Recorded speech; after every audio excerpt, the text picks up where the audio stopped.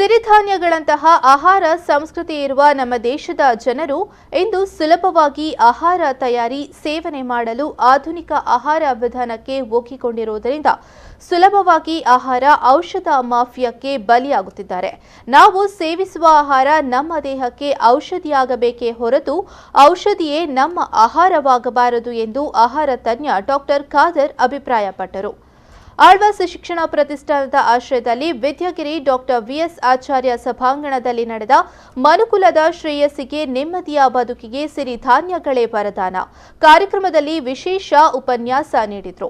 ಪ್ಲಾಸ್ಟಿಕ್ನಲ್ಲಿ ಸುತ್ತಿದ್ದ ಆಹಾರ ಪಾನೀಯಗಳು ಆರ್ಥಿಕವಾಗಿ ಸೇಫ್ ಹೊರತು ಆರೋಗ್ಯಕ್ಕೆ ಸೇಫ್ ಅಲ್ಲ.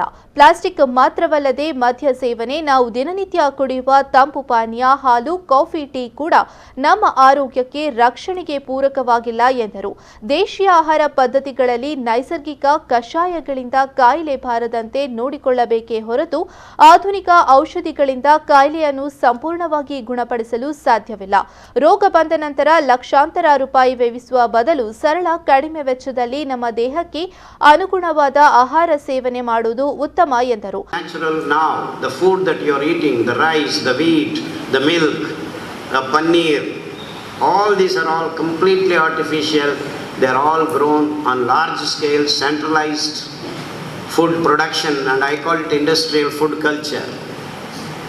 And these are the reasons why we have been destroying our planet. Coffee, tea, the most traded material on this planet is coffee. So early morning you get up and drink coffee. Either you are a coffee drinker or chai drinker, coffee or tea. And to grow these two stupid things, we have destroyed all the mountains in the world. The forest is completely decimated all over the world, not just in India.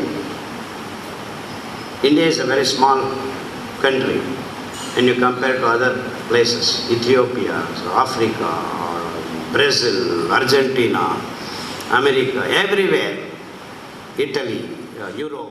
Alva's ಶಿಕ್ಷಣ ಪ್ರತಿಷ್ಠಾನದ trustee Vivek Alva, ಅನಂತ ಕೃಷ್ಣ, ಸುಪ್ರಿಯಾ ಶಿರೋಲ್ ಉಪಸ್ಥಿತರಿದ್ದರು.